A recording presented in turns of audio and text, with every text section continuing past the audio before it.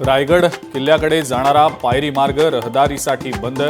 15 ऑगस्टपर्यंत पायरी मार्ग बंद ठेवण्याचे जिल्हाधिकाऱ्यांचे आदेश। खबरदारी म्हणून पायरी मार्ग बंद ठेवण्याचा निर्णय।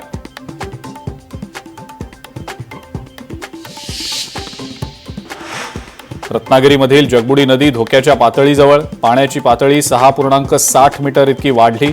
नदीकाठच्या गावांना सतर्कतेचा इशारा।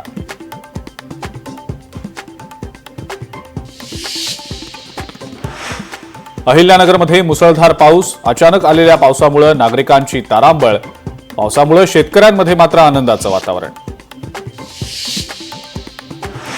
सांगलीतल्या शिराळा तालुक्यामध्ये मुसळधार पाऊस। चांदोली धरण क्षेत्रामध्ये पावसाची दमदार हजेरी। अतिवृष्टीमुळे चांदोली धरण 82% भरलं।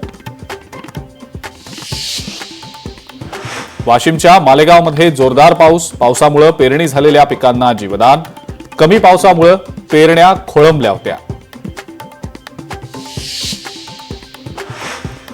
नवी मुंबईमध्येही मुसळधार पाऊस। ठाणे बेलापूर मार्गावर पाणीच पाणी।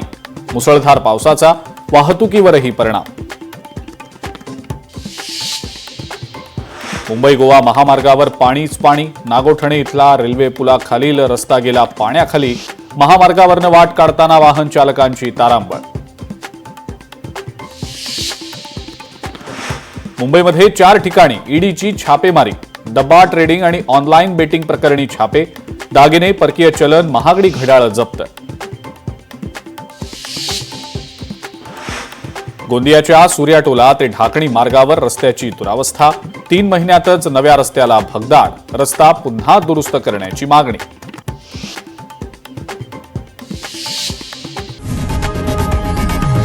लोकशाही मराठी ऐका, पहा, जागरूक रहा।